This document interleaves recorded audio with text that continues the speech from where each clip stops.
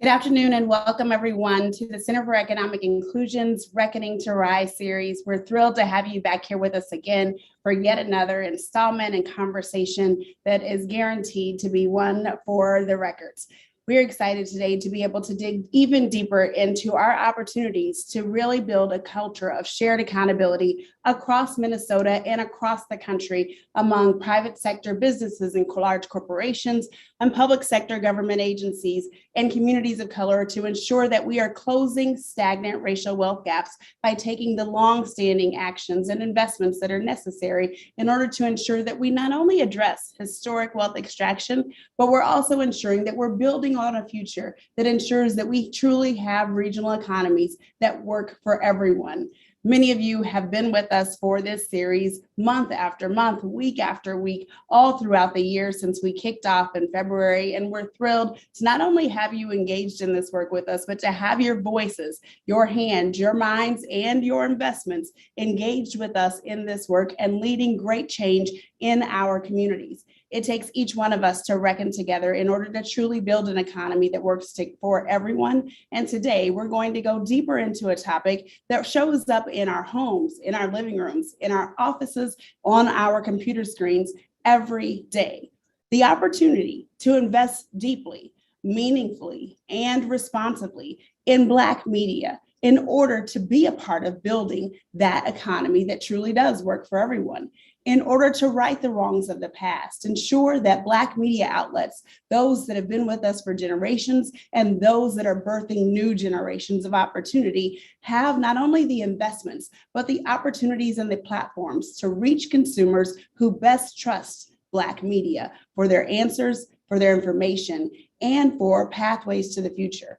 We're excited to have some of the leading voices gathered with us on today. And I want to take an opportunity first to set the table for what you can experience here today and at every Reckoning to Rise series. Next slide, please. We want to be sure that you have the opportunity to get to know us and to spend time with us in this conversation.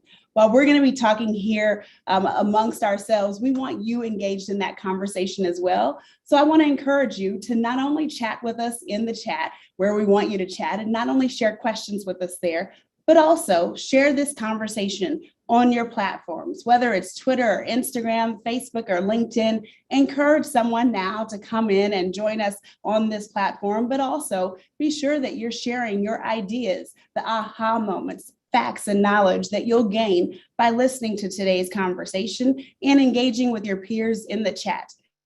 We work really hard to build social capital while we're building the movement for more equitable financial capital and knowledge capital being transferred and shared throughout our regions across the country. And we want to be sure that you're helping us do that by sharing this today on your social platforms.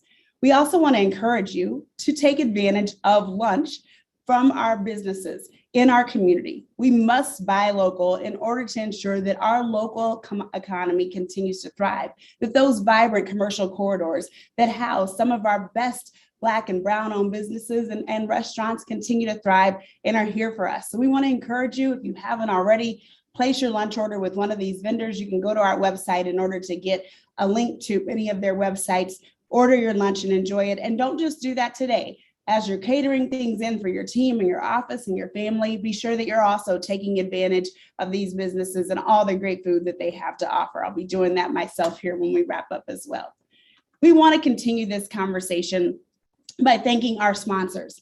Many corporations, foundations, and individuals have continued to invest in the Center for Economic Inclusion and our efforts to close racial wealth gaps by driving shared accountability among public and private sector employers and creating new economically just and racially responsive economic systems with our Black and brown communities. And we could not be more grateful to these sponsors who've invested in our event series, both what you've experienced this year and as we go into next year. We want to encourage you, if you're here today and you have not invested in this partnership, please see our team so that you can become a sponsor of this series that to date has reached more than 8,000 people, ensuring that individuals are not only getting the knowledge that they need to go build more racially equitable and inclusive organizations, but also building the relationships, the partnerships that are driven by data and relationship in order to truly drive the economy that we all need and desire for our future.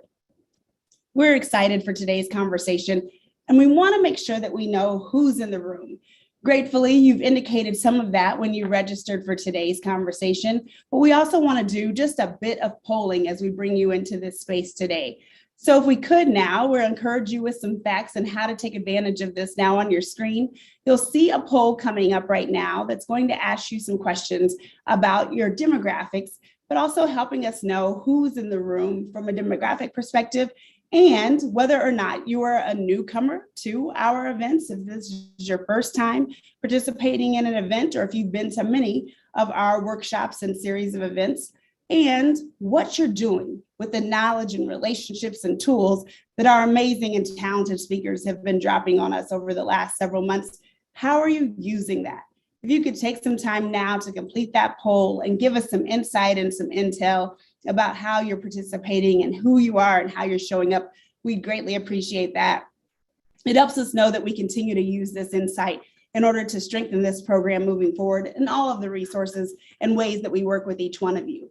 While you're filling this out, I want to give you an early reminder to be sure that you stick around at the very bottom of today's conversation to also take our survey. We use the intel that you give us, the ideas and connections that you offer us to ensure that we continue building programming that truly does work for you and is really equipping you and your teams inside your organizations to go the distance beyond the moment in time to truly building a movement, a collective movement of people and leaders who are committed to dismantling systemic racism and building economies that work for everyone.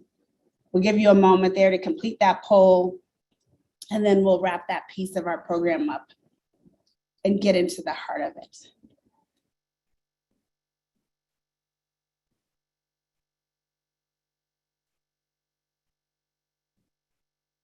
Awesome. I think our team is just about wrapped. Hopefully all of you have had a chance to take the poll and give us some insight there, and we'll transition over.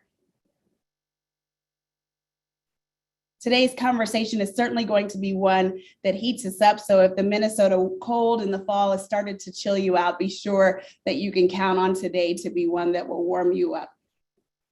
Okay, we've taken our poll now, so let's move forward and begin to set the table for the conversation on today. We want to be sure that you know exactly who you're working with and how you're showing up in our work. At the Center for Economic Inclusion, we are committed to building an economy that works for everyone. We took a deep dive into focusing on wealth equity just a few months ago. Really, now it's been longer than a few months. We celebrated our 4th year just this past weekend. And throughout that time, we've had leaders who have partnered with us across sectors. As you see on the screen now, you can see the results of our poll that shows that people come into this work from many different racial and ethnic backgrounds, from many different age groups and sectors, but also people come expecting to drive new results, to be able to move from that place of knowing a bit about disparities to a place of actually taking the actions that are required to change the trajectory of our economy. We believe deeply at the Center for Economic Inclusion that the actions we take inside our businesses, inside our government agencies, our ability to not only cast new policies and new proclamations or practices, but to really start to get into the mindsets, the mental models, the belief systems, the power structures that have allowed us to get to so far into our future, into 2021, and still have such a racially divided economy in the first place. We believe it's important to dissect those systems, to understand what is driving the actions and investments that happen every day that still lead to such disparity among our communities by race and economics, and then start to craft new solutions, to put those solutions to work, to do so transparently in solidarity with the very communities who are impacted the most by those decisions, ensuring that Black and Brown communities are centered in those policies, ensuring that policies and structures and new behaviors, new power models are driven by our ability to understand what we've learned from our past, even if that past is not so distant. That brings us to this Reckoning to Rise series, this opportunity to examine what it is that makes us in this state today where the wealth gap in our communities between Black and white Americans has not closed or even begun to narrow over the last 50 years. what it is that causes us to trust those sources that are closest to our communities or not move with the spirit of trust. We have an opportunity to look at the data now that will help us understand why we're taking a look at Black media specifically as an opportunity to move the needle. If we look now at this content and information, it helps us understand the opportunity that is before us. The opportunity to know that top corporations today spend only 0.3 to 0.5% of their ad budgets with Black-owned media, despite the fact that Black business owners and Black consumers are some of the highest participating consumers in our marketplaces. Those same businesses have not chosen to spend their dollars to reach this segment of the population with Black media who are most trusted by consumers, have not made the choice to understand the importance, perhaps, of investing in these business outlets in order to drive and spur wealth creation, growth, and prosperity in our communities. According to the National Newspaper Publishers Association, in 1827, a group of prominent free African-American citizens from states along the eastern seaboard met in New York City to discuss a means to communicate their views on the various social, political, and economic issues commonly confronting African-Americans in the communities across their areas. Although Black citizens utilize the church and social fraternal organizations to communicate and share information, the channels of public media, specifically newspapers, were excluded and denied to these communities. Exacerbating the problem was the fact that elements of the established press routinely denigrated African Americans in print, even to the extent of questioning both the integrity and the morality of the entire race. That's facts coming from a time of 1827. Not much has changed in the drivers for why Black media is necessary, why investment in Black media is necessary. And we're going to continue to talk about that today. Next slide, please. Our opportunity is that last year, leading up to the reckoning that has occurred across not only our communities here in Minnesota, but across the nation, over the course of this time, 20 corporations made a commitment as they reckoned with race and racism, made a commitment to increase that dismal amount of spending to just incrementally higher, moving it to 2% of their ad budgets going toward Black-owned media. Today, we want to have conversations about what has been talked about loudly in the news, about how much or how little has actually changed over the year plus since corporations began making those proclamations and bold commitments. How important it is for those commitments to not only happen at a national scale, but to happen locally, those investments to occur in local Black media, and what happens when those investments don't occur. Today, we're going to talk about both local and national initiatives like Group Black Inc., who's committed to deepen the pipeline of Black-owned media companies with ad spending and a target of $75 million. The opportunity in our next slide to be able to ensure that those Black media outlets have the resources, have the dollars, have the commitments of ad spending and investments in order to continue to spur and ensure that those platforms that ensure that we not only have the news and information that we need, but that Black voices, Black people are represented with credibility and fidelity. Today, that's the conversation we're going to have. I'm excited to introduce my co-moderator today, Jonathan Johnson, who is leading in our business development arena at the Center for Economic Inclusion, who you've met at one of our previous Reckoning Series events, is joining today as co-moderator. And I'm thrilled to be able to join him for this conversation and also begin to welcome our panelists. Welcome, Jonathan. And now I'll introduce and welcome all of our panelists to join us on screen today. And I'll begin introducing them as they come on.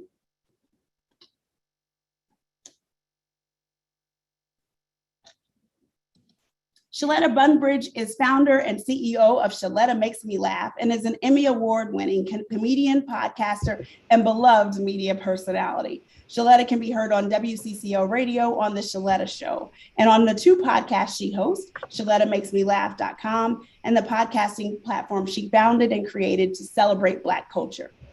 Georgia Fort is the founder of Black Press and a two-time Emmy-nominated journalist.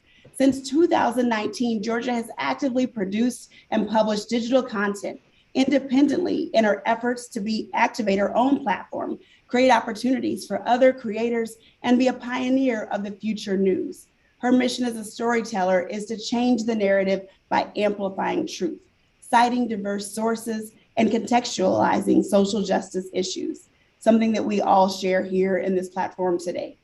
Today, I'm also thrilled to welcome Batala McFarlane, a publisher of Insight News, Minnesota's largest ethnic publication. She has more than 25 years of newsroom, media production, marketing, and community organizing experience. Under her leadership, Insight News has won several awards from the Minnesota Newspaper Association and the National Newspaper Publishers Association, including Best Column Writing, Best Website, and General Excellence. She's also co-producer of the weekly radio program Conversations with Al McFarlane, which airs Tuesday afternoons on KFAI. Tracey Williams-Dillard is publisher and CEO of the Minnesota Spokesman-Recorder, and in this role, she runs the day-to-day operations and provides leadership and direction to move the business forward. Her vision, passion, and commitment to take this newspaper into the future are the main reasons that it continues to deliver quality news to this day, more than 80 years since its founding. And it could not be complete with a imbalanced platform here from our gender perspective. And so I'm thrilled to welcome Mukhtar Ibrahim, who is founding executive director and editor of the Sahan Journal, an online news organization dedicated to covering Minnesota immigrants and communities of color. In October 2021, the Institute for Nonprofit News named him its 2021 Emerging Leader of the Year for his work creating an innovative, sustainable news operation dedicated to equity and community. Welcome, welcome, welcome to each of you. I'm thrilled to be able to have this conversation with you on today and to welcome you into Reckoning to Rise. Thank you all so much for joining us onto this morning, now almost afternoon this morning. I want to start and jump in with a part of our conversation with an opening question. Each of you have been covering Black news, covering the issues that are important to us, covering and giving platforms to the businesses who desire and need to be able to reach Black consumers and Black business owners for many, many years, but in many different ways. Can you each talk to us about what the last 2 years have been like for you? As you've covered multiple pandemics, racism, COVID-19, and many other trials impacting our communities, and worked through a very drastic economic downturn in order to reckon with your own challenges, as well as our community's challenges as such vital assets in our communities. Well, I'd like to maybe kick that off. You know, we've been publishing for like 87 years now here at the Minnesota Spokesman-Recorder. And although, you know, a lot of our challenges, especially over the last 2 years, what I reckon is the racism has become more blatant. It's like, you know, it became okay. I mean, it was always known, at least here in Minnesota, as Minnesota nice. And with it becoming more nationally acknowledged and being okay to be racist and to storm the Capitol, the White House, and to be okay with comments that are being made on daily news today, and it just being okay. It's made it a little bit more challenging for us to make sure that we're, for one, in my opinion, is always to keep our community uplifted. And I think that's the most important thing as we tell our news. But then also being able to help people understand, though, there is this racism, there's still a lot of struggle that we as African Americans have to go through, and that we're going to make it through because we have for hundreds of years. And with our news medias, we're able to really kind of show that we have the capability of infusing positive news out to our community while keeping our community informed on issues and things that are going on that they need to be abreast of. Absolutely. Thank you so much. I'd love to jump in. First of all, thank you all for pulling this panel together and hosting this very important conversation. And I also like to acknowledge and give thanks to all of our veterans out there. But as Tracey said, you know, we've been publishing a newspaper every week for the past 47 years. And as a small business, sometimes you have your peaks, and you have your peaks and you have your valleys. So going into into the pandemic, a space of uncertainty, we knew that, you know what, we welcome the challenge. We will work it out. We've always worked it out. We've been resourceful, and we're looking at this as an opportunity of where can, what's our pivot going to look like? So immediately working from home, reaching out to different media sources to inform our communities. And even I think most of us can share this experience of feeling personally of like all of the media out here is telling us that we Black people, that we're going to die. If we get COVID, it's over. And you're looking at your colleagues or the other parents of your children who are out here like, frolicking with their children, but we are so guarded. And so that was an opportunity to share accurate information to our community, to our readers of like, how does COVID show up in the community? How can we survive? How can we make it through COVID? And going into those areas that mainstream media could not reach, going into those areas where the departments of health of Minnesota Department, the Minneapolis Department could not go. And as has been stated, we are the trusted advisors in our community. So it was the COVID, the pivot.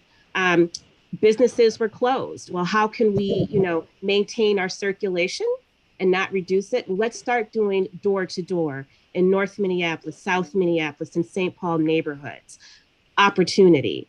How can we go to these corporations and take them up on it? You all are saying that this is an opportunity to do more because all of a sudden you're aware of these disparities when we have been, talking about the disparities and publishing stories about the people who are reducing those gaps for years. Like, all right, well, we're here. We're ready, prepared for these cross-sector partnerships. And then we saw things blow up with George Floyd. Traumatic, but how do we continue to share those stories of upliftment, of that we are surviving in a time, again, of uncertainty, of fear, of disappointment, of hurt, and then how can we support other journalists in doing this work, other media outlets? So it was a time for greater collaboration, for thinking of different strategies of how we can reach our readers and of learning and understanding if we don't get it right this time, well, we're going to be here and we can get it right. So that's what it's been like for us. And we're looking forward to continuing to doing this work. Thank you. Others, what's it been like for you? Sheletta, go ahead. I want to jump in. Thank you for having us. I really appreciate to be in the presence of, great leaders who are doing great journalism. We started Sahan Journal in the summer of 2019, and after a couple of months, the world changed, and we decided to kind of revamp our operations as the coronavirus started. We were covering immigrants and communities of color, and when we launched, the idea was to provide authentic, reliable, timely news and information that are relevant to the communities that we have been covering. And when the pandemic happened, the idea of being embedded and going out and identifying issues relevant to these communities have been challenging, and more so when the audience that we have been serving might not speak English well or might not find reliable news information about the coronavirus on the website of MDH or other places. So it was really challenging to cover those issues as they were unfolding in the pandemic and post, when George Floyd was killed. So we decided to provide information in multiple languages, in Hmong, Somali, Spanish, so that we can, inform communities who have been impacted the most and could not get information about, what was going on. And then distance learning and how, that has challenged the communities who might not otherwise have, reliable internet, or, kids' parents might not speak English well. And, all that combined has been really challenging to the communities that we have been covering. And as, an outlet dedicated to covering these communities, we had responsibility to meet the informational needs, no matter if if we cannot meet them in person or if they don't even invite us into the living rooms. So we had the trust of these communities. They reached out to us. We have been getting a lot of questions from the community, like how can I get vaccinated? Where can I go to find a location that I can take my family to? And we have been trying to meet those. Could you please give me a minute? I have to turn off the call to prayer if that's instructing to you. I'll be back in a minute. I know for me, while we wait on him to return, I have the unique opportunity that my comrades don't have, where I am in white media as well as Black media. So I work at WCCO Radio, and I remember the night that George Floyd died, right? We all got this news release that said that he died of natural causes. So it seemed like, maybe this gentleman had a heart attack, or he had an anxiety attack and died, or maybe his blood pressure went up, or he stopped breathing. So something happened naturally, right? But because I am with Black media, and like my comrades, I have a unique opportunity where my finger is in the pulse of the community, just like Georgia and Tracey and Batala and Mukhtar, the trusted people in the community who trust us when they won't trust anybody else, and said, you need to get over here. There's some mess going on, and what they're telling you is not right. Now, they could not call CCO Radio where I work. They could not call Care 11. They could not call the Star Tribune, but they call us. And so we get over there. Georgia's already there. Tracey's people are there. Batala's people are there. And we're looking at these cell phone videos, and now we know the truth. And who is going to tell the truth of Black people? We are. Who is going to speak out and say this happened to George Floyd? Who is Darnella Frazier going to call? She's going to call me. She's going to call Tracey. She's going to call Batala. She's going to call Georgia, because she can trust us. And we are the ambassadors and the storytellers of our community. And if we cannot survive and thrive from corporate support, then those stories are going to disappear. I was talking to my colleagues at CCO Radio, and they were asking me, why is it, Sheletta, that when we go out there after George Floyd died, the people in the community are upset with us? They don't want us there. They're tired of us being here. I said, well, this is why. Let me explain it to you. Because when they had the backpack giveaways for back to school, no mainstream media had the resources to get there. When they did free haircuts for the kids, right? Nobody was available for mainstream media to show up. When they had the block party, the back in the day block party that's been going on for decades, nobody in town wanted to go. But when George Floyd died, all of a sudden, every media outlet descended on that community, descended on that block, and did not let up for weeks. They wanted to talk to everybody. They wanted to know how people felt. They wanted to know about the problems there. These are problems that me, that Tracey, that Georgia, that Batala have been talking about for decades.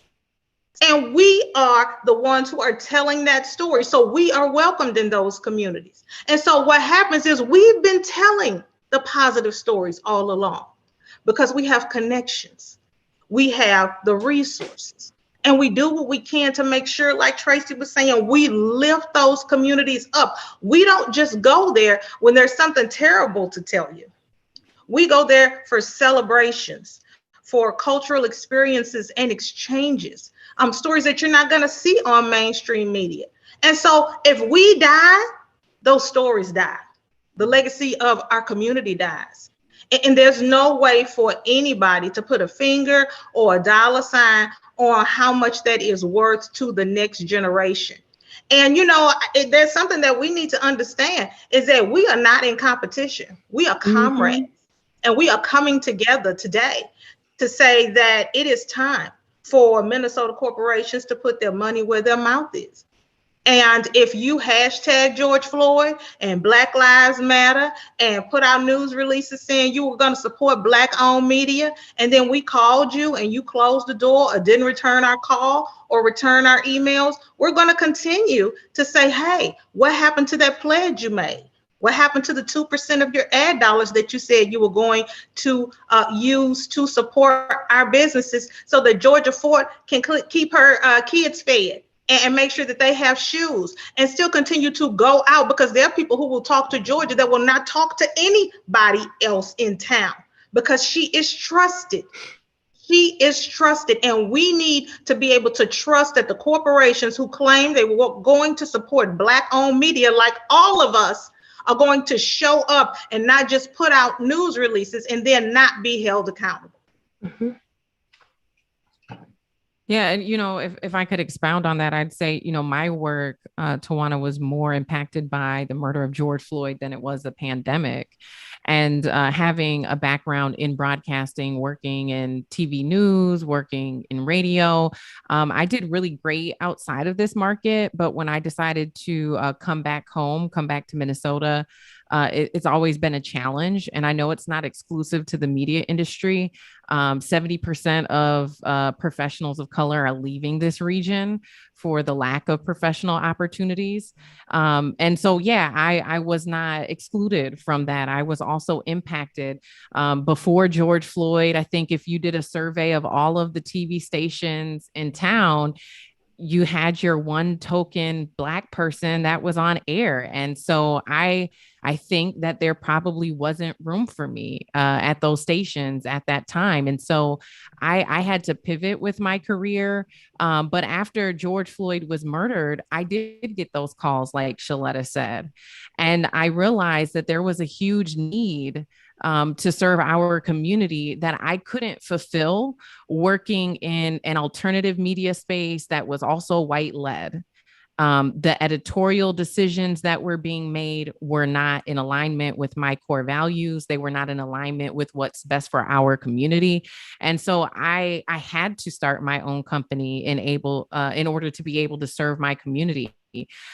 Throughout the last year and a half, we've seen a lot of the mainstream media, especially the TV stations, protested. We've seen the employees of color within some of the local papers write letters to the staff, to the supervisors, right? And so there has been this reckoning, I think, even within traditional media outlets that have shown people like us might be better off being independent. But it poses this issue because if we're not even receiving 2% of ad dollars, how do we survive? How can someone like myself, who's newer to the business market, newer to being a Black-owned media company, how can I project surviving for 87 years, especially with a vision where I want to create an ecosystem for other independent journalists to grow in their craft and to be able to not just survive, but thrive. And so, I really appreciate the fact that we're having this conversation. I think it's really needed. And media, the impact of media has often been left out of this conversation about not just, the need for criminal justice or economic justice, but holistic justice for the Black community. Historically, white-owned media companies have perpetuated harm against the Black community and communities of color. And the example Sheletta gave is a modern day example of how a police narrative is regurgitated by mainstream media to uphold, their side of the story, even if it's not true. And the Kansas City Star and the LA Times had to apologize for their coverage of the Black community over the lifetime of their newspaper. And so that's why the spokesman and what Batala and her dad are doing, and you and I, Georgia, and Mukhtar, as new Black-owned media outlets, that's where we come in and tell the stories that mainstream media will overlook. I was at CCO Radio and applying for jobs and kept getting turned down. And I looked on the wall, and after 97 years, they had never hired a Black woman to be in prime time. And I was fighting for a seat at the table like you, Georgia, and then realized, you know what? I'm just going to have to build my own. So like Georgia, I had to create ShelettaMakesMeLaugh.com. And I had to go to Tracey and go to Al to figure out, how do I create this Black-owned podcasting platform? What do I need to do? Who do I need to connect with? And the main thing that kept coming up is the lack of corporate support. With all the Fortune 500 companies they have in Minnesota, the lack of sustainable support is embarrassing. Don't come around here for MLK Day, Juneteenth, and Black History Month and drop off $300-400 or $4,000 or $5,000 when we got 12 months out of the year where we need the support that you say you have for us, especially after George Floyd died. Mm-hmm. Right. And can I just jump in quickly, a little bit of history? I think that we're having this conversation that the timing is perfect. It was like 123 years ago in one day that there was a race riot in Wilmington, North Carolina. And it started because of an editorial. It started because of an editorial that the owner of the Daily Record published, a Black publication.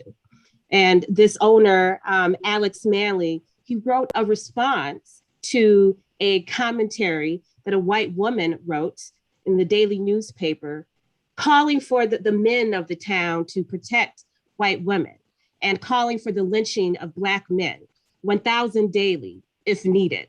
So he responded to that. He used the power of his publication, of his pen. His editorial was circulated, was published in even some of the white publications, and it just incited a riot. And that riot so happened to come days before an election. At that time in Wilmington, the population was half African-American, and most of the African-American families were wealthy business owners.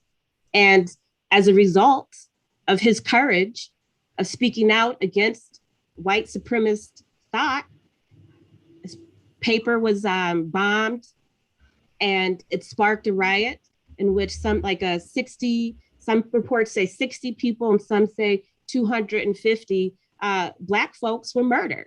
And just now the town is starting to reckon with that and to talk about it, because it was something that nobody wanted to talk about it.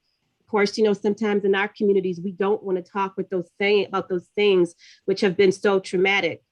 But they're starting to talk about it now, maybe an opportunity for us, together to go down there next year and honor the Daily Record. So, and I think that that's a testament to how we continue to publish the stories of our community, despite those types of attacks, and that, we are here, and then hopefully that we will, our presence creates opportunities for new journalists to do the work, and that we're journalists, we're media companies, but we are businesses. So yes, that corporate support, it's wealth generation, for, intergenerational, generational wealth. We're able to make a living. Yes, our work is a service, but that doesn't mean we take a vow of poverty. And nor should we. Okay. And they don't make anybody else do it. Exactly. They pay the Star Tribune for their ads. They pay them well. Radio for their commercials. And it's an embarrassment of riches. The quality of work that Tracey and her staff put out at the Minnesota Spokesman-Recorder, and people don't value that. They don't value what Georgia Fort does. They would be happy that she goes out there and puts those stories out and gets those exclusives, and then, you know, turn around and not pay her. I can't tell you how many people call me and want to get on my podcasting platform. But then when we start talking about supporting it financially or ad buys, they would rather give me tickets or put my logo on their website. I've had people want to come on, and then when I call them back about support, they don't want to support it. And they've basically told me, you know, we don't have the money for advertising. And then I look up and they've got a commercial somewhere else talking about racial diversity and inclusion with a white-owned media outlet. But then you stop laughing at them, Georgia, because you know we telling the truth. They don't want all this truth at the Center for Economic Inclusion. I'm just sit back in my chair because we just gonna break it down today. You know, they want to give you some tickets and stuff.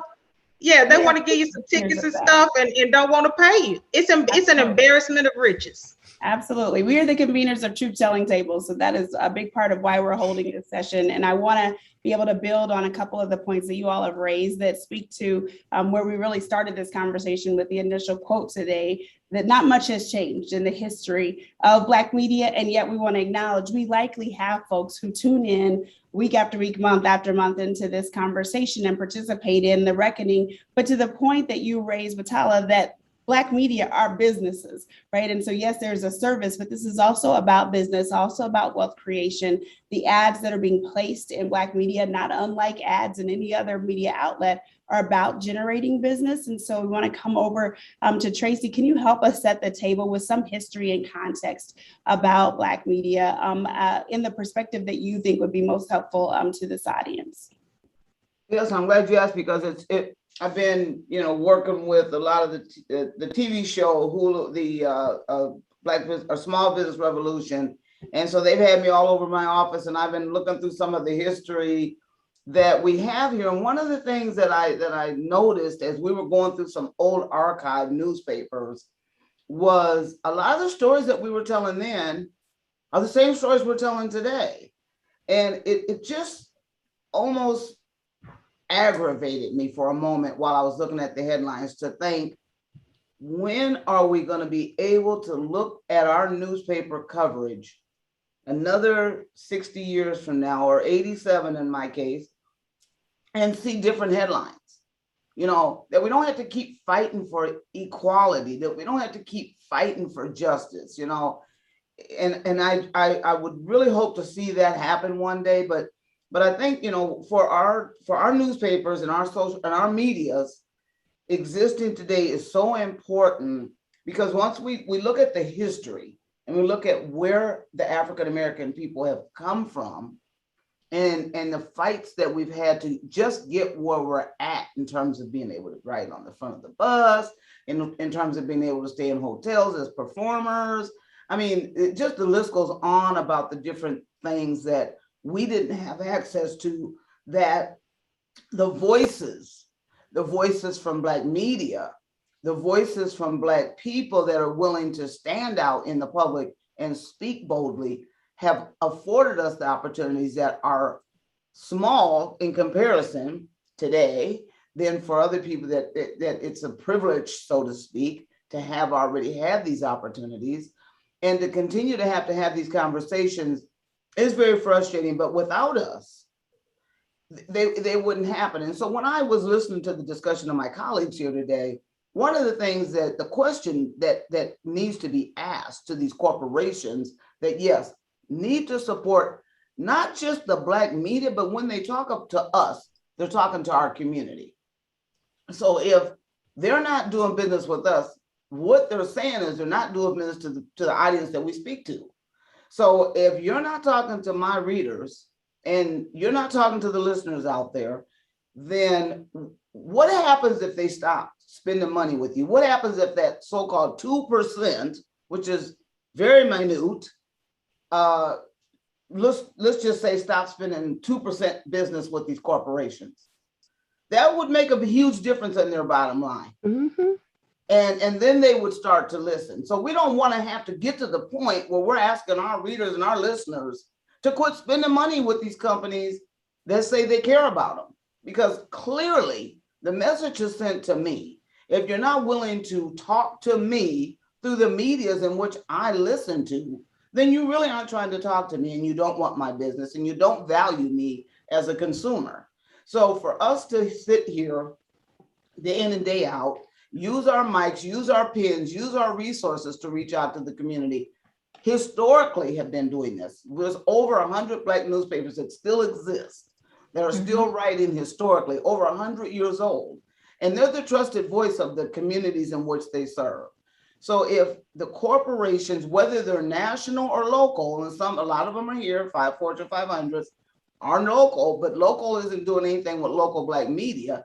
But then even nationally, let's talk about it. We're talking, all of us are talking to our readers, and we're all talking to our communities, and it's important news and information that's coming from trusted sources. So if you're not willing to support the communities that are supporting you, then it's a sad day and things need to change. And maybe George Floyd's death, I felt, shed light on a lot of white people, that they didn't understand that this racism was so blatant. And then they started saying, well, how can we support? How can we help? Well, there's so many, I use the word again, blatant ways in which to do so. Let's just start with the medias that reach out to these communities every day. That's just one of several different ways. But if it's a broad reach that you need, that's the place to start. And I think for historical purposes of us being suppressed people and now trying to come to be people that have the same dignity and the same respect of other people, I think now's the day we need to start to do that, and coming together and showing our strength in numbers just in the media in itself is one good place for us to start. And you know what? We need to make sure we understand is that we all are here coming together. And what we're saying is, if you're not going to do anything, don't say anything. After George Floyd died, so many companies put out these news releases saying, you know, we support BIPOC businesses. We're going to support small businesses. But in particular, Target and General Mills said they were going to use 2% of their advertising budget with Black-owned media outlets. We are a family. We're calling each other. Did you hear about that? I'm calling Target. I'm calling Target. I'm calling General Mills. One by one, we did it the way it's supposed to be done. We presented our media kits. Our marketing team went to them. And you know what we got? Nothing. I thought surely they would have used the motto, charity begins at home, and started donating to the Black media outlets here in town. And nobody has received any of the ad buys that they promised after George Floyd died. They put out the news releases. They said they were going to do it. And then nothing happened. And then none of our local white media turned around and said, where are the receipts? Where's the money? When they put out the news release saying they were going to do 2% of their ad buys, they could have said where that money was going. They didn't say anything because they hadn't planned on doing anything. And then when somebody finally asked the question, they said, well, they don't know. General Mills knows what the cereal's going to look like 5 years from now. Target's marketing team is planning Christmas for 2025. They said they were going to do this in 2022. You telling me they don't know who they're going to give those ad buys to? I don't buy it, and I don't believe it. They don't care enough about our community to be honest about it, and they don't care enough, and they know that nobody's going to call them out on it. And that's why we're here today to say enough is enough. Do what you say you're going to do, or be quiet and shut up. Right. Oh, Jonathan. That's all you got. Yeah, and and thank you, Tracey and Sheletta. And combined, I believe we reach between Insight News and the Spokesman more than 300,000 readers weekly. That's for the print alone, and then the numbers are higher in the digital space. So we have reach, and it's growing, right? And that cannot be ignored. Because the question is, well, what's your reach? Boom, we have it. We can show you what it is. And let's, for example, the companies who made a living off of being in these in Black communities, such as Kmart, Sears, Montgomery Wards. You could maybe argue, where are they now? Because they did not respect their consumer by partnering with advertising in Black publications as they should have. And so I think we are, here to demonstrate that we can bring you closer to the people who who are spending money in your businesses. And you have to respect that. And the way you do that is that you show up in our publications, on our shows. Yeah. Bottom line. For me, being a digital company that publishes online, between March and May, through the streaming of the Derek Chauvin trial, we had 5 million minutes watched. And on all social media platforms, there are pathways to monetize. There are ways, once you reach eligibility requirements, where you can have ads run in your content that is, basically filtered through whichever platform you're publishing on. The thing that we find oftentimes on Facebook, YouTube, and even TikTok is when you're doing Black-centered stories, you get hit with this thing that your eligibility to be monetized for this specific piece of content is limited or restricted 100%, which means if you're talking about Black issues, if you're talking about civil rights issues, anything that's quote unquote controversial, corporations through the social media platforms don't want to advertise with you. And so I have tried to explore what does it look like in partnering with local corporations or small businesses. And it's a little insulting to know that, 2% of ad dollars is what their overall ad budget is what they're committing. Like, how is that even equitable? How is committing 2% of your overall budget equity? To me, that's not equity. That we're a very far ways away from equity if we're sitting here having a conversation about a commitment to allocate 2% of your budget to Black vendors. That's not 50%. That's not 0.25%. It's 2%. And they haven't even done that. Yeah. I mean, we didn't ask them for it. We didn't demand. We're not going up and making up this number. This is the number they gave us. This is the news release they sent out. And they haven't even done that. They could have said it immediately when they put out the news release. They put it out there. Every news outlet in the country ran it. They went back into their boardrooms, patted themselves on the back, and then shut us out.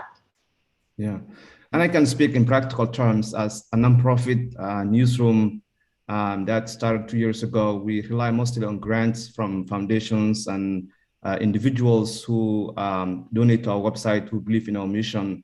But we are also diversifying our revenue. We know we cannot rely on grants from big foundations. The idea is to diversify our revenue sources from advertising and sponsorship and individual giving. And to be honest with you, we never had any, investment from Minnesota's corporation world. We are reliant on grants, and we have, these big companies in the Twin Cities who are, who have the capacity to support Black media and other nonprofit organizations. And, we have never had any chance to even connect or don't know this world of corporate world. It's really close to us, and we have been knocking on their doors, sharing out emails, asking them to sponsor some of our content coverage or even place advertisement on our website. We are digital first news publication. And if you go to our website, we are on social media. We have products on Facebook, Twitter, YouTube, newsletters. We are reaching highly digitally connected audience through our platforms. And these are, growing communities in our state. If you look at the data, census data 10 years ago, Minnesota was 83% white. That number is now 74%.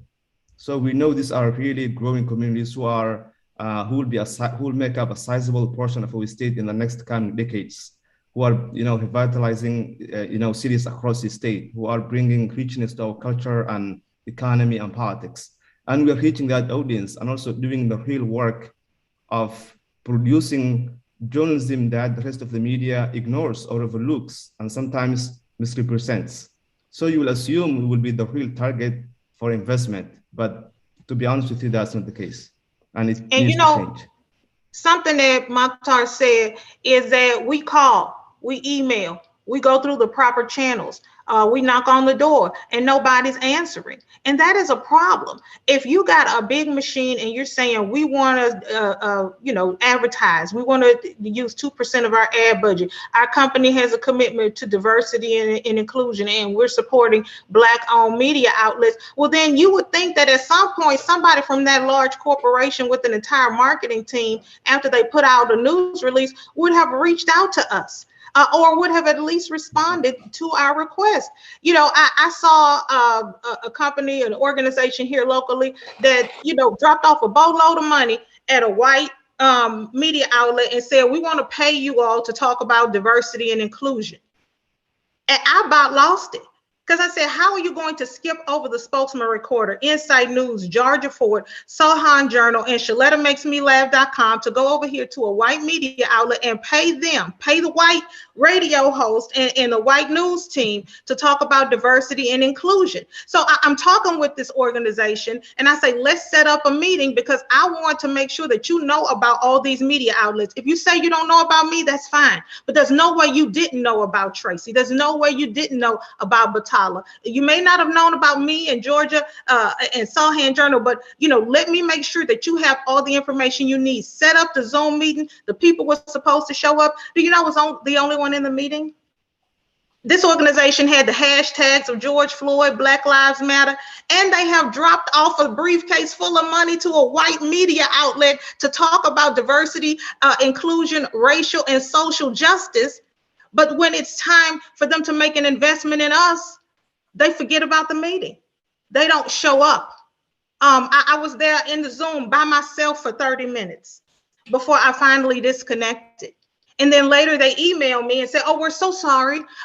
We were double booked with something else. That's how much diversity and inclusion and racial justice and social justice mattered to them. Was that they left me in a meeting by myself when they had an opportunity to find out about me and my comrades and how they could really support the work if they really care. But it was just easier for them to drop off this money at the white media outlet, instead of really making an investment in the community. Wow. You guys have been touching on some deep and meaningful things, and we've touched on corporate buy-in, corporate investment. And I'm curious, if someone was, saying to themselves and listening to themselves and saying, I get it. Every business needs investors. Every business needs corporate investment. But yet, why corporate investment? They're questioning why corporate ad purchases. What would you guys say to that? Well, why? Because most of the corporations that we're talking about are the ones that are living off the backs of the Black community, in which we are talking to daily and weekly, that they're making money off of our community. They exist because we are spending money with them. And so again, I say, if you just say, Jonathan, if you wanted to meet me and become my friend, how else would you go about it other than to talk to somebody that trust me, that you could speak to? You're not going to go talk to a stranger and ask about Tracey. So how are you talking to my community if you're spending money with the Star Tribune or the Pioneer Press or 459 or 11 when you are needing to speak to, yes, their audience as well, but you're needing to speak to our audience? How do you build that relationship? You do with us. So why corporations? Because politics go after their money and get it. I mean, other people that have their own personal agendas go after them and get it. Why would we not go after the corporations that we support as Black people, that we spend our money with on a daily basis, and ask them to give back to our community, to provide opportunity for our medias to reach our communities? We can't tell our communities about the pandemic. We can't tell our communities about all the things that they need to know about if we don't exist. So we need the support like all the other organizations that need support. From the corporations need our support in order for them to exist. We need their support in order for us to exist. So that's why corporations. And they have the resources in which to do it. Yeah, and everything Tracey just said, but why not? These are sometimes often the questions that we get from advertisers. And it's like, are you asking the Star Tribune, the Pioneer Press, this question? I mean, why not? You understand the value of advertising in media. We just reach a different group. African Americans, people of color, and your progressive Minnesotans who want to know what's going on in the community, right? So, but why not?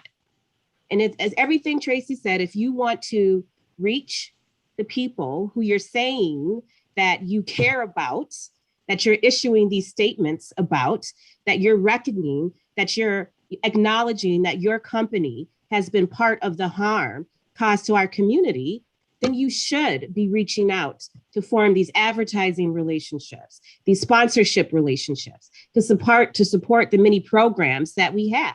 So it's a why not? Because it makes sense and it's good business. Yeah. That's what I was going to say. Is it's smart business. At the end of the day, corporations are businesses. All of us, we own our own businesses. And so if we're coming to the table with corporations and having a conversation about why should we work together, it comes down to the business. And so if you're in the market, you have an ad budget, but you're exclusively spending that with white-owned companies, what does that really say about your DEI goals, right? You're not really being true to that. And if we have access to your consumers, your target audience, these are the people you're trying to reach anyways. These are the people you're trying to sell your products and service to anyways. And so why wouldn't you spend money with us if it's going to help you meet your goals and your objectives? If you're objective, if you have certain products and services, especially like Target has launched this whole campaign that they're now allowing more Black-owned products into their stores.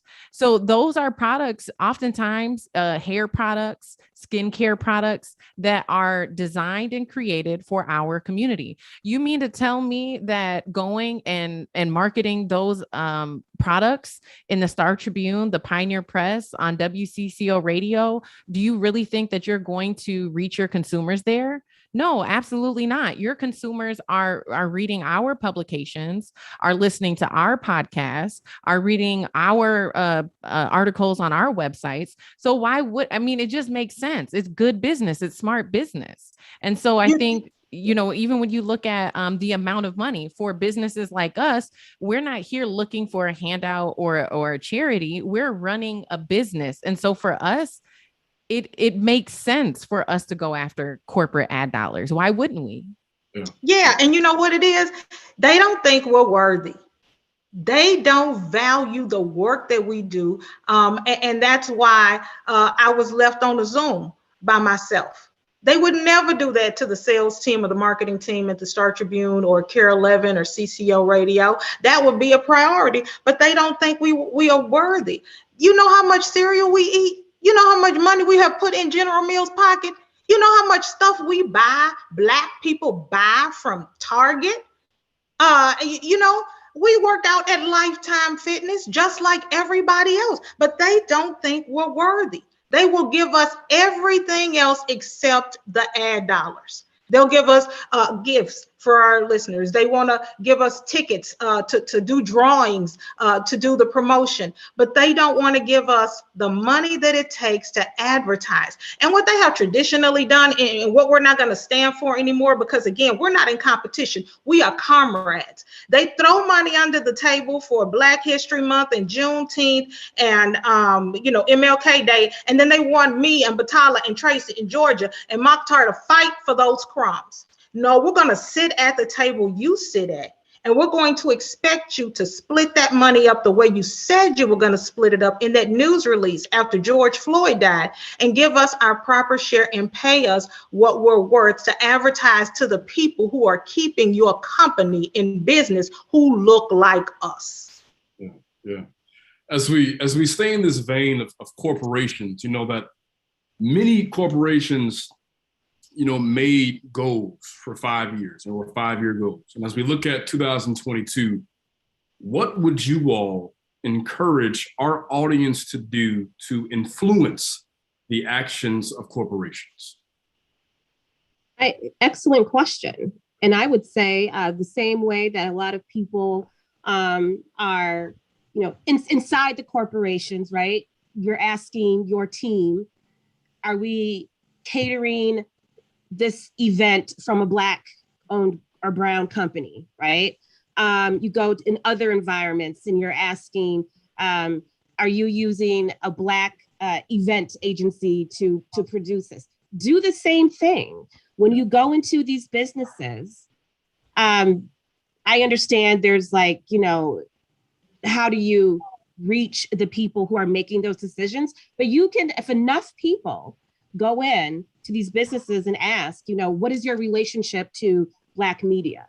Or, I would be more inclined to use your services if I read about your services in my publication. They'll hear that. They will hear that.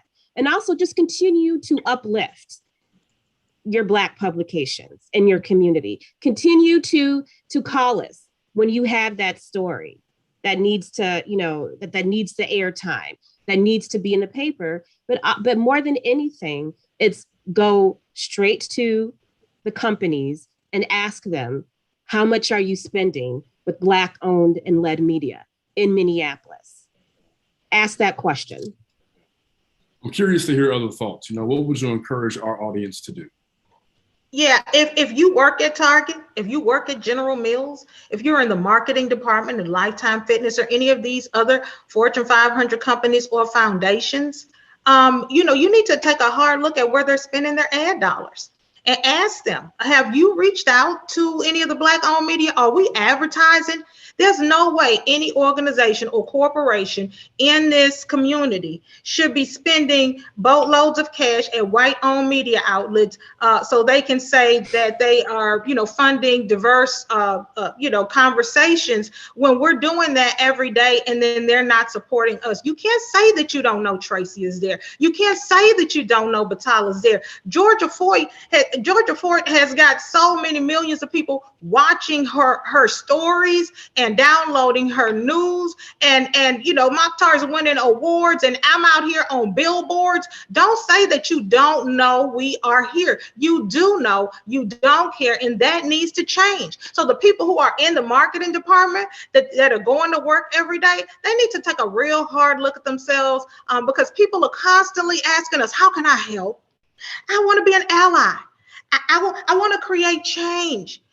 George Floyd's death was an awakening. What can I do? Okay, so the veil has been lifted. What you can do is you can make sure that those ad dollars at the companies that you work for are being spent with Black-owned media. Like Georgia said, we are not asking for a donation. We don't want any kind of handout from anybody. Buy the ads with us, value the work that we do. Don't try to undercut us. Don't try to make us fight for crumbs. Give us our fair share because we are worthy and we are doing the work. I agree with everything that's been said. And if I could add to that, if you're in the audience and you know anybody who's working in the DEI space, what I'm finding is there's a lot of diversity, equity, and inclusion consultants.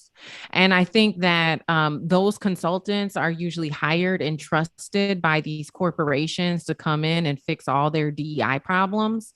And I know a lot of DEI consultants. And one thing that I'm realizing as we're having this conversation is I don't recall any of them, making a recommendation to these corporations that they diversify who they're spending their ad dollars with. And so I think people who are working in the DEI space could lead on this issue. I also think anybody who just has relationships with these corporations, Minnesota, while very big, is very small. Everybody knows everybody. And so whoever you have in your Rolodex and your sphere of influence, email them and put this on their radar that there is a huge issue and disparity in the lack of diversity in which these corporations are spending their ad dollars, and it needs to change. And what's frustrating is they're putting out these news releases saying that they want to do it. And I've seen them hire these DEI people. And what they really want is blog posts They want, little fancy news releases. They want, mastheads and new social media posts. But when it really comes to doing the work, a lot of them don't want to do it. The reason that we're frustrated, the reason that Target and General Mills put out this news release and 2 years later, damn near, they don't know who they're going to give 2 little funky percent of their advertising dollars to, is because they don't really want to do the work. A lot of this stuff is performative, so it looks good. They put lipstick on a pig. It's still a pig. And we all see the pig. We all smell the pig. We hear the pig. Take the lipstick off. We know it's a pig. Now that we've got the pig out the way, can we get to the problem? The problem is it's performative. You don't value our work. Put your money where your mouth is and support us. And I think too, Sheletta, I concur with that. And I think too, Jonathan, the other way, is that people can help. We got all these Fortune 500, if we're just talking corporate America, not to mention all the foundations that are out there that are sitting on billions of dollars that are trying to find different ways to reach in different communities for different issues. But let's just stick on the subject of corporations for the sake of that's what we're talking about right now. They create Black employee network groups so that they can have these, heaven forbid that I use this terminology, because I'm sure a lot of people are not going to like me for this, but the director of inclusions, I've always considered them as gatekeepers, because like Georgia said, they're not referring any of these corporations to use us. And I've met with some of them, and that's not their job, unfortunately. So to me, their job isn't the corporations aren't bringing them in to tell them how to reach out to the community. They're bringing them in to try to make, like Sheletta said, make them look like a pig with lipstick on internally. But what we need to ask our listeners and our viewers right now that are with the Black Employee Network groups to meet with your marketing department, demand that meeting. Start to use, if we don't use our clout as people of color within our organizations, they created these different pockets for you to have voices. Use your voice. I'm encouraging you to use your voice, to go to your marketing department, Black Employee Network group, and ask them how they're spending their money. Why? You know about us if don't nobody else. You know about the insights. You know about MSI. You know about Sheletta being funny out there and making all kinds of noise. You know about Georgia with her camera out there on the street. You know about us. So you make sure that you use your voices internally to get your corporations to stand up and do what's right. Don't let them bring you into an employee network group and then disrespect the community of which you come from. That's what you do. And also fund these roles inside these companies, staff them up so the people who are leading the DE&I work can create true impact. Fund the roles and step at the table. Yep. Absolutely. Absolutely appreciate that. And one of the notions that we have been focusing on a lot at the center as it relates to these commitments to spend dollars with Black-owned media, to invest dollars in Black-owned businesses and see expansion happen, and to be investing dollars in sponsorships and grants into Black-led organizations is the need for transparency in those decisions, those actions, so that the public knows that.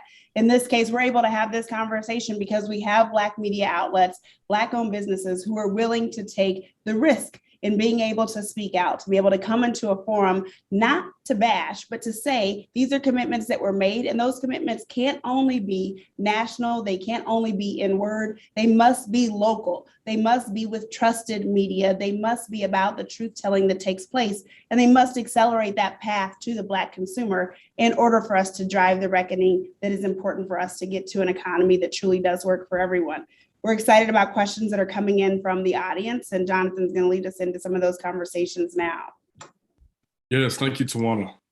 We have a question from Linda Miller, and I want to pose this. We can ask, anyone can jump in, but she says, in addition to more advertising, how can we create an imperative for investing in community media as a development strategy, community development strategy? What would it take to get banks, CDFIs, nonprofits, government, corporations, and other stakeholders to give overdue recognition for BIPOC media's essential role in community revitalization, economic mobility, and narrative change, and fund them as a critical civic infrastructure, just as they do housing, transportation, etc. Who would like to jump in and answer that? I could briefly, oh, go ahead, Georgia. Yeah, you know, I think like in theory that like fundamentally that sounds amazing, like fantastic. But there's so many working parts there that I think you would really need system change, because you're talking about federal dollars, you're talking about multiple different government agencies on a city level, on a state level, on a federal level. I've been working on a redevelopment project where I'm engaging with CDFIs. I'm accessing CDBG funds, which are, federal dollars. And it's not an easy process. And so when you start talking about doing this work, who's going to lead that effort to corral all of these different agencies to invest in us as though we are critical civic infrastructure, which I do think we are. And so in theory, like this concept sounds great, but it feels extremely complex. And, I don't want to speak for anybody else, but my company doesn't have the capacity to fight that fight. This would require a dozen full-time employees that would be tasked with this, who would need a salary and benefits in order to engage in making that change. I think probably over the span of a minimum 1 year, if you got consensus and a buy-in from everybody. But then you start thinking about, different elections and, different people moving around. That could take years. And so I think in the long term, that sounds like a great strategy. My concern is just like, where do we tap into the capacity to be able to fight that fight? And so what I was going to say, George, so then part of that needs to be funding. So we build that capacity. And the understanding that these system changes don't happen unless there's that input from the community. From the people who are most harmed, who benefit from systems changes. So that has to be the ask. Yep, absolutely. This is what it's going to take to be able to do transformative work, right? And if you're serious, you will invest in us the right way so we can do that. And the other thing is that, Tawanna, you mentioned transparency. We can be that vehicle that tells the story of the work that's happening internally, and we can share the work, put stories to the data, so folks know that this company is serious because we read it in the paper, we heard about it on the podcast. So there's different ways to get this done, and no, it's not like in 6 months have it all figured out. It must be long-term engagement, and also it has to be room to reflect and say, this is the idea, or this is the strategy that we thought would work, but it's not. So this is how we need to pivot. These are the partners we need to add. These are the partners that we maybe thought would be, excellent alignment, but are not. So we have to change. So all of these ways of doing business, these ways that are afforded to white companies need to be afforded to us as well. Yeah. And, one thing you said, Batala, is the partnerships, right? We have to have these partnerships, and the partnerships have to generate funding for the ads. Just like you said, Georgia said, I've got to hire people in order to make this happen. And so if we're going to hire people to make this happen, then we have to have the money to hire them. The first place that hired me when I got to the Twin Cities was Tracey, the Spokesman-Recorder. Gave me an opportunity to be a columnist there, and then mentored me until I got my own business. And so now I'm a business owner. We are comrades in this fight and this journey as Black-owned media outlets. And so that's how it happens when we come together and you advertise and you put your money into these companies. Then not only can they create jobs and create opportunities for the next generation, because I love Tracey and I love her, and she ain't gonna be here forever. somebody got to be there to take up, the mantle when she goes on to glory. And so that's why, I'm here. That's why Georgia is here, to continue the work and to continue the fight. But it takes her company to have enough money to hire us, to mentor us, to set us in a position where we can then go on and keep this thing going. And so it takes those partnerships. I'm working with Comcast right now. I'm working with Huntington Bank right now. I'm working with AARP right now. In the funding that they are pouring into my podcasting platform, I'm able to hire young people, college students, to come on board, to teach them this business, help them write stories, get them out there in this community. Without those partnerships, there is no legacy. There is no next generation of Black-owned media. And so what Tracey did, pouring into me from the advertisers that poured into her, I'm able to take those funds from Huntington Bank and Hy-Vee and all those other people. And Georgia talked about that investment and what you get. When I decided to get the vaccine, I went to Hy-Vee because they partnered with my podcasting platform, and they got more earned media than they could shake a stick at, because I was there. USA Today was there. Good Morning America was there. CBS This Morning was there. Every news outlet in the country was there. NBC was doing live shots for the afternoon shows. There is value in us. There's value in the work that we do. All you need to do is jump on board, invest, create that partnership, and you'll see the platform that we have and how it can benefit your company. And I think both things are true. Okay. I'll just say this quick, like we need the transformative change, right? For the longevity, but we also do need corporations to have more equitable ad budgets, because at the end of the day, think about how our operational budgets would be impacted if these corporations had 5% of their ad budgets going to us. Think about how many people you could employ, and then you could actually hire specifically for that long-term transformative change that needs to happen at a systematic level. Yeah, I believe, local journalism is indeed truly a civic infrastructure that needs real investment. But you cannot, if we are not there to cover school boards, local races, city council elections, what's going on around coronavirus, and all of that, if we don't inform the communities, then that vital resource won't be available to our communities. And this work is a really hard work that needs real investment from foundations, from the corporate world, from government, from major donors and everyone else. So, and for us to capitalize on that, we need the investment that will allow us to build our infrastructure so that we can hire, someone to write grants, someone to work with the government, someone to work with the corporate world. And if we don't get that investment early on, then we won't have the capacity to even pursue and become sustainable.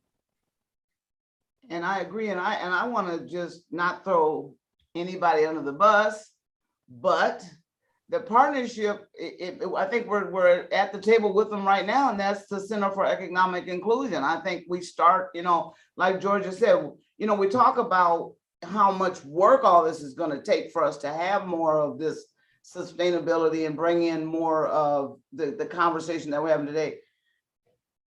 I cringe when I hear, for us to do this, it's going to take another 2 to 3 to 5 years. Who has that kind of time? I personally don't.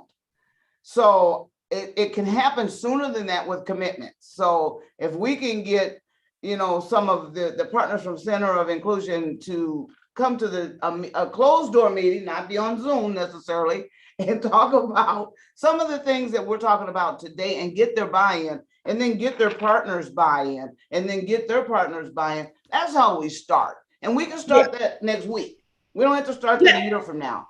Yeah. That's the biggest problem when it comes to the minority communities. Either takes too much time, we don't have the resources. There's resources. There's people that are giving money to organizations to see these things happen. Now that we're all together, now that we're having this conversation, let's get a commitment today. Let's start next week. Let's get going now. Then that way we can start to see systemic change. We can start, none of us together have enough staff to do all of what we're talking about, but we can certainly work with your partners, Jonathan and Tawanna, and see that we can make that footprint begin to start. Yeah, we have media kits. We can send in our media kits where you can see exactly how much it would take for a 1-year investment in our company, how much it would take for a year to be a sponsor with Insight or the Spokesman or Georgia or Sahan Journal or Sheletta Makes Me Laugh. You can add up that money and show it to these companies who say they have a commitment to diversity and inclusion and who want to support Black-owned media, and you could just give it to them. It takes $36,000 to support Sheletta Makes Me Laugh for 1 year. Here's the media kit. Here's the podcast. Here's how many people they reach. We have marketing teams. We have media kits. We have one sheets that tell you exactly what it takes, exactly what you'll get, and exactly what you can expect to receive if you invest in our company, in our media outlets. Pass that out. We can get in a meeting and we can show these people what we have and what's available, and we can start having new sponsors, new advertisers, new partners next week. It doesn't have to take, like Tracey said, a year. It could take a week, and these companies are willing to make that commitment, and the Center for Economic Inclusion has those connections. Absolutely. And that is why we're here. I want to say a big thank you to each one of our speakers on today. A big thank you to my co-moderator, Jonathan Johnson. You all have done just what we set this table to do, reckoned with the racism that exists in our systems that produces inequitable outcomes, to lift up the points that have been talked about on today, a big focus on truth and truth telling in order to continue to drive trust between those corporations who have made commitments to not only spend their dollars, but made commitments to address racism and to see businesses prosper in our communities. And that requires investing, spending, sponsoring with Black-owned media and Black media outlets. And I'm thrilled to have had these and talented and invested voices here on our platform on today. Moving forward, we want to thank each one of you who joined in for today's Reckoning to Rise conversation, whether you were here with us in the event or joining us on Facebook or YouTube or watching this a bit later. We want you to take actions with what you heard from our audience on today. We want you to be fully invested in making this work move forward to close the wealth gaps in our communities. The Center for Economic Inclusion is 100% in. Our job is to drive shared accountability among corporations and government agencies to ensure that when we make a commitment, when we espouse a commitment, that those commitments are followed through, that when we know better, we do better, that we have solidarity with our Black communities in order to close these stagnant racial wealth gaps. And Black-owned media are a core part of that, as we've all learned and heard about on today. We thank our partners. We thank our sponsors for being a part of this Reckoning to Rise series, and each one of you. And we ask you to stick around for just a moment to give us your feedback about ways that our programming moving forward can continue to drive research and impact for you. Reckoning to Rise will continue with our workshops happening on December 2nd and January 24th, as you see on your screen right now. And we encourage you, those are open. Go ahead and start registering for those right away. We'll have a whole series that we'll be advertising to you very soon coming up for 2022. And we look forward to the impacts and results of what you do with what you learn here from our partners. Thank you so much and have a fantastic day.